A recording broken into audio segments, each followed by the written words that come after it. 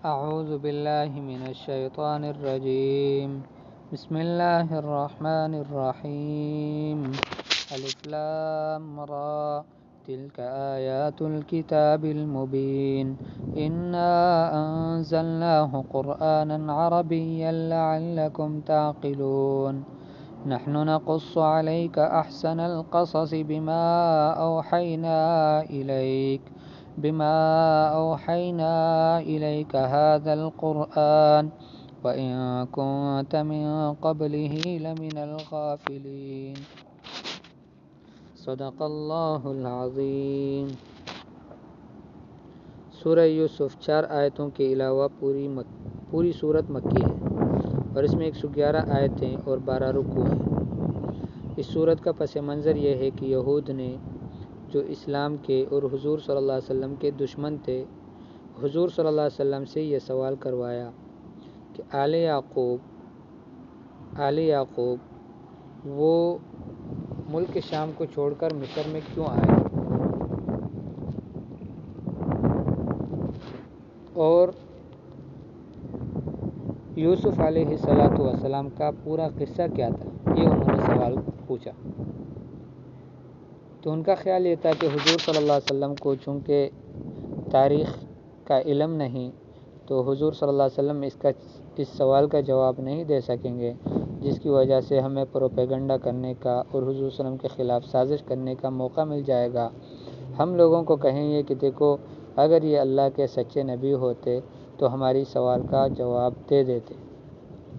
جب انہوں نے یہ سوال کیا تو اللہ جل جلالہ نے اس سوال کے جواب میں پوری سورہ یوسف اتار دی اور پوری تفصیل کے ساتھ یہ قصہ بیان کر دیا کہ دیکھیں، یعقوب علیہ السلام جو ملک شام کے اندر رہنے والے تھے اور یوسف علیہ السلام کے جد امجد تھے، اور جس کا نام دوسرا اسرائیل تھا، جس کے 12 بیٹے تھے. تو ان کو وہ مصر میں کیسے آئے، تو فرمایا اللہ جل جلالہ نے سورت کے اندر پوری تفصیل بتا دی کہ بھائیوں نے ان کے ایک بیٹے یوسف علیہ السلام کے خلاف سازش کر کے ان کو کنویں میں ڈالا، پھر وہاں سے مصر قافلے والوں نے مصر میں لایا ان کو بازار میں بکنا پڑا، اور پھر آگے جا کر وہ بادشاہ کے محل میں رہنے لگا، اور پھر وہاں سے جیل جانا ہوا ان کو. پھر اللہ پاک نے وہ جو بادشاہ تھے عزیز مصر جن کو کہتے ہیں، مصر کی جو بادشاہ تھے، اس نے خواب دیکھا جس خواب کی تعبیر کا کسی کو علم نہیں تھا. تو اس خواب کی تعبیر حضرت یوسف علیہ السلام نے دے دی. چونکہ اللہ جل جلالہ نے ان کو تعبیر کا علم سکھایا تھا، انہوں نے اس کی تعبیر دے کر اللہ پاک نے اس ذریعے سے ان کو جیل سے نکلوایا، اور پھر ان کو کچھ مخصوص ذمہ داریاں دے دی حکومتی طور پر، اور آخر میں جا کر سارا ملک یوسف علیہ السلام کے حوالے کر دیا. اور پھر ان کے بھائی اور ان کی والدین وہ شام کو چھوڑ کر مصر آ گئے اور حضرت یوسف علیہ السلام کے ساتھ رہنے لگے. تو یہ مکمل قصہ اللہ جل جلالہ نے اس صورت کے اندر، اللہ پاک نے اس صورت کے اندر بیان کیا ہے. اور یہ بھی کافروں کو بتایا ہے، یہ جو یہودی تھے ان کو یہ پیغام بھی دیا ہے کہ دیکھو، یہ قصہ بذریعہ وحی کے علاوہ کسی اور ذریعے سے معلوم نہیں ہو سکتا، اس لیے کہ حضور صلی اللہ علیہ وسلم تو امی ہے، اور امی اس کو کہتے ہیں جو لکھنا پڑھنا نہ جانتا ہو. تو حضور صلی اللہ علیہ وسلم کو تو یہ علم نہیں تھا، لیکن اللہ جل جلالہ نے وحی کے ذریعے سے پوری تفصیل اس واقعے کی اللہ جل جلالہ نے اپنے پیارے نبی حضرت محمد صلی اللہ علیہ وسلم کو بتا دی، اور حضور صلی اللہ علیہ وسلم کی حقانیت سامنے آ گئی. دوسری بات، اس قصے کی ایک خصوصیت یہ ہے کہ اس میں یوسف علیہ السلام کا پورا قصہ مکمل تفصیل کے ساتھ اللہ جل جلالہ نے ایک ہی صورت کے اندر ذکر فرمایا. اور یہ خوبی صرف یوسف علیہ السلام کے قصے کی ہے. دوسرے انبیاء علیہ الصلوات و تسلیمات کے ذکر کو اللہ جل جلالہ نے حسب ضرورت مختلف اجزاء میں اس کو یعنی متفرق طور پر اللہ جل جلالہ نے بیان فرمایا ہے. اکٹھا کسی قصے کو بھی مکمل طور پر بیان نہیں کیا. یوسف علیہ السلام کا قصہ ایک بہترین قصہ، جس کو خود قرآن کہتا ہے احسن القصص، سب قصوں میں سے بہترین قصہ، اس کو اللہ جل جلالہ نے اس طرح سے ایک صورت کے اندر مکمل تفصیل کے ساتھ اللہ نے بیان فرمایا ہے۔ تو یہ اس صورت کی تھوڑا یعنی اس کا پس منظر ہے، اور باقی اس صورت کا آگے اس میں باتیں آئیں گی تو وہ پھر ساتھ ساتھ ذکر کرتے رہیں گے۔ اب شروع کرتے ہیں بسم اللہ الرحمن الرحیم سے۔ تو بسم اللہ الرحمن الرحیم، بسم اللہ شروع اللہ کے نام سے، بسم اللہ بسم اللہ اللہ کے نام سے، الرحمن جو سب پر مہربان ہے، الرحیم جو بہت مہربان ہے۔ یہ ترجمہ اس لیے ہم اس طرح کرتے ہیں کہ اللہ جل جلالہ سب پر مہربان ہے دنیا کے اندر، مسلمانوں کے اوپر بھی، کافروں کے اوپر بھی، جتنے لوگ ہیں ان سب کے اوپر اللہ جل جلالہ سب کے اوپر مہربانیاں فرما رہے ہیں، اور آخرت میں اللہ جل جلالہ مہربانی تو خاص لوگوں پر فرمائیں گے لیکن بہت مہربانی فرمائیں گے۔ تو یہ دو فرق علماء نے کی ہیں اس کے ترجمے میں کہ بسم اللہ اللہ کے نام سے، الرحمن جو سب پر مہربان ہے، الرحیم جو بہت مہربان ہے۔ الف لام را، الف لام را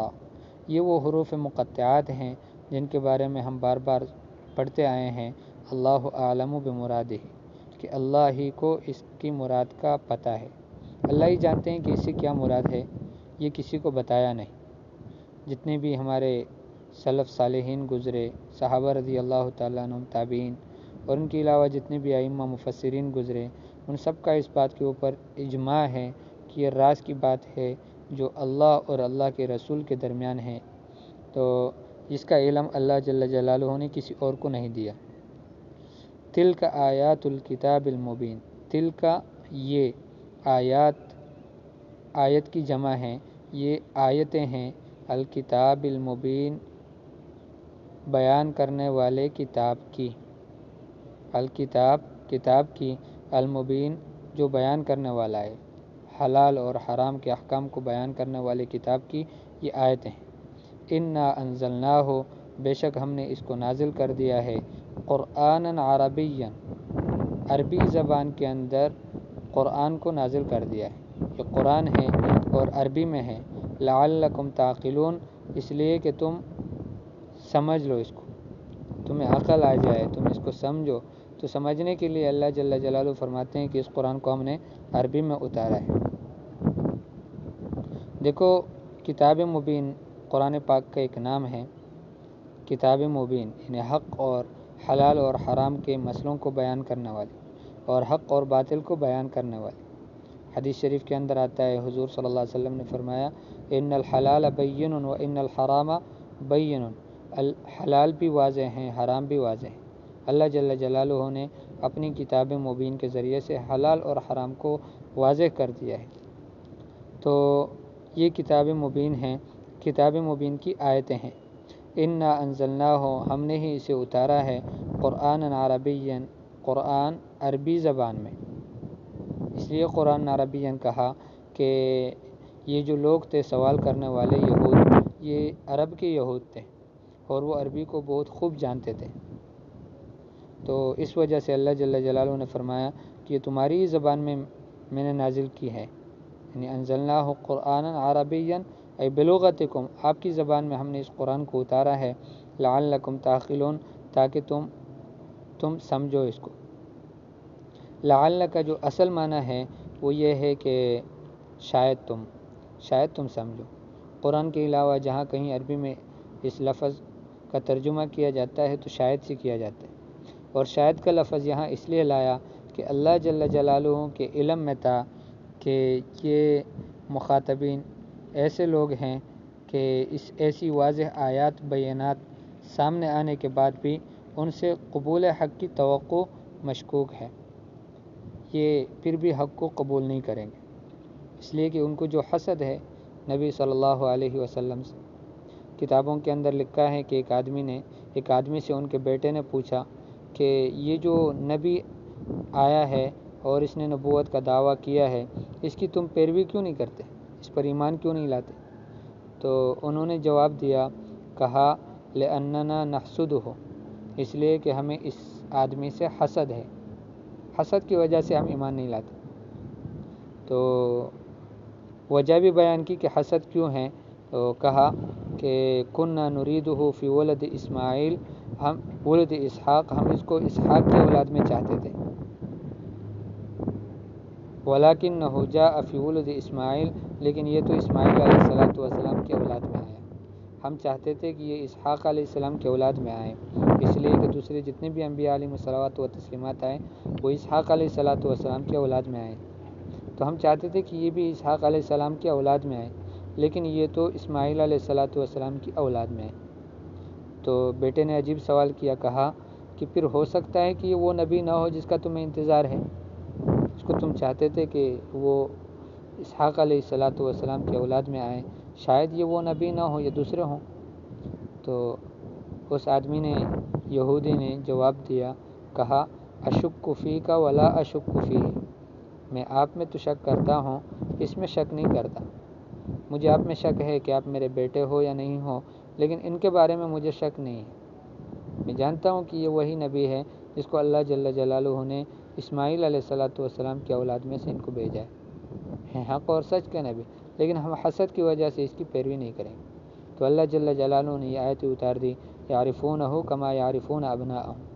فرمایا یہ ایسا جانتے ہیں حضور صلی اللہ علیہ وسلم کو جس طرح اپنے بیٹوں کو جانتے ہیں، بیٹوں کو پہچانتے ہیں۔ تو حسد تھا ان کو، اس وجہ سے یہ اللہ پاک نے فرمایا کہ لعلکم تعقلون، شاید کہ تم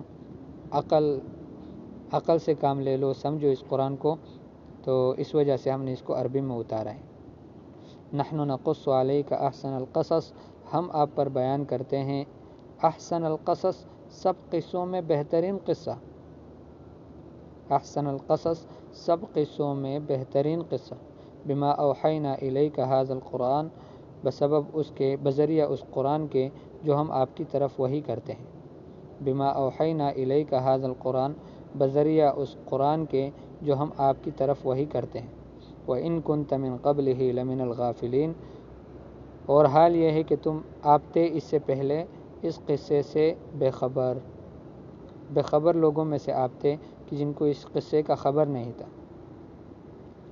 تو احسن القصص کیوں کہا،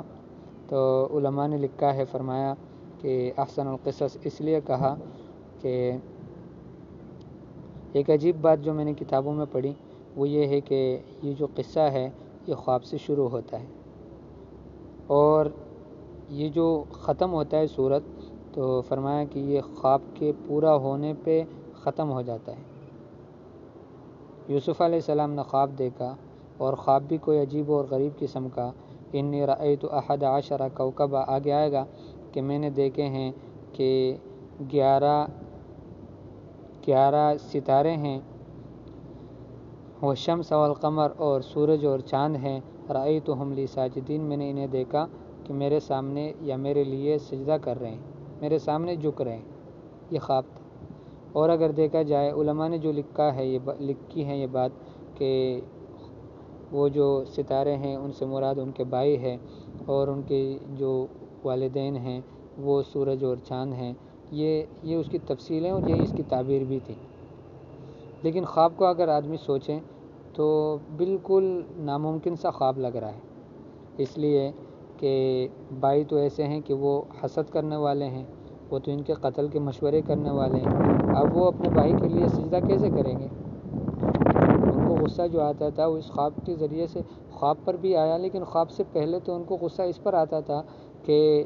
حضرت یعقوب علیہ السلام ان سے محبت زیادہ کرتے تھے،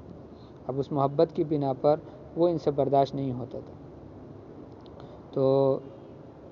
ایک تو یہ ہے کہ اس طرح یہ بالکل ناممکن تھا کہ 11 کے 11 بھائی یوسف علیہ السلام کے سامنے جھکے، جبکہ وہ ان کے جانی دشمن ہیں، ایک بات۔ اور دوسری بات یہ ہے کہ والدین کو بھی دیکھا خواب میں کہ وہ بھی سامنے جھک رہے ہیں، حالانکہ والدین بڑے ہوتے ہیں، بیٹے چھوٹے ہوتے ہیں، تو بڑا چھوٹوں کے سامنے نہیں جھکتا۔ تیسری بات یہ ہے کہ والد تو نبی ہیں، اور نبی کسی اللہ کے غیر کے سامنے کیسے جھکے گا؟ یہ بھی اس وجہ سے بھی یہ خواب کا پورا ہونا ناممکن اور محال تھا۔ اور پھر اس کے بعد یوسف علیہ السلام کو بھائیوں نے کنویں میں ڈالا اور قتل کرنے کے ارادے سے ڈالا۔ اب بظاہر لگتا ہے کہ یہ خواب کبھی پورا نہیں ہوگا۔ پھر وہ قافلے والوں نے ان کو اٹھایا اور مصر میں جا کر ان کو چند دراہم کے ذریعے سے کے بدلے میں ان کو بیچ دیا۔ اب بھی لگتا ہے کہ یہ خواب بالکل پورا ہونے والا نہیں ہے۔ اور پھر آگے جا کر کیا ہوا کہ وہ محل میں آ گئے، بادشاہ کی اہلیہ نے ان کو لے لیا اور محل میں رکھا۔ پھر ان کے اوپر جو آزمائشیں گزری اور پھر آخر میں ان کو جیل کے اندر جانا پڑا۔ اب یہ ساری باتیں ایسی ہیں کہ ہر بات دوسرے کو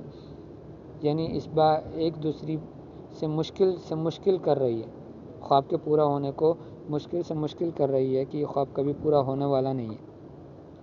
لیکن اللہ جل جلالہ کا کرنا ایسا کہ علماء نے لکھا ہے تقریباً 40 سال لکھے، اور کسی نے اس سے بھی زیادہ عرصہ لکھا کہ اس کے بعد اللہ جل جلالہ نے یوسف علیہ السلام کے خواب کو پورا کر دیا۔ تو گویا اس صورت کے اندر اللہ پاک اپنے نبی صلی اللہ علیہ وسلم کو بھی تسلی دے رہے ہیں کہ دیکھیں مکہ والے اگر آپ کے خلاف آج سازشیں کر رہے ہیں تو آپ کو اذیتیں پہنچا رہے ہیں، تکلیف دے رہے ہیں، ایک وقت آنے والا ہے کہ جب یہ سارے کے سارے آپ کے سامنے ایسے جھکیں گے جس طرح یوسف علیہ السلام کے سامنے ان کے بھائی جھکے۔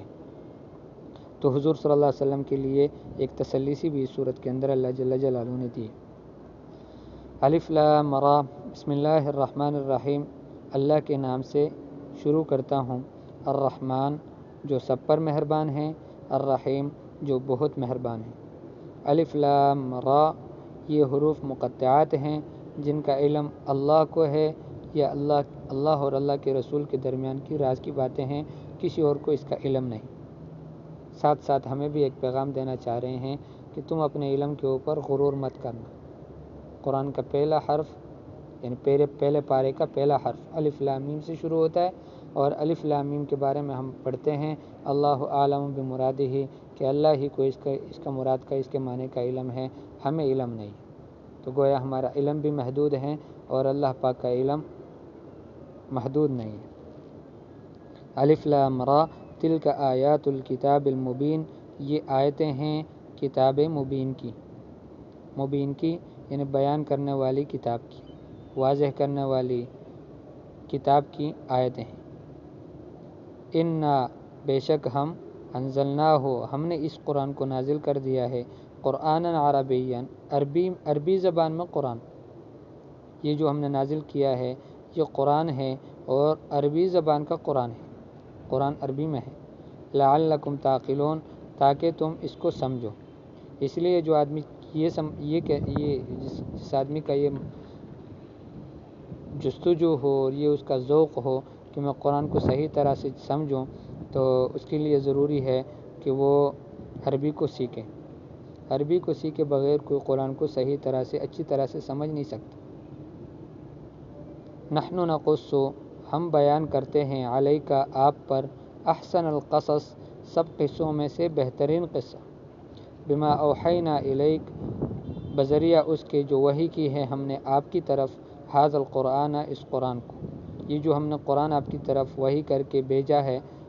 نازل کیا ہے، اس قرآن کے ذریعے سے ہم آپ پر بہترین قصہ بیان کرتے ہیں۔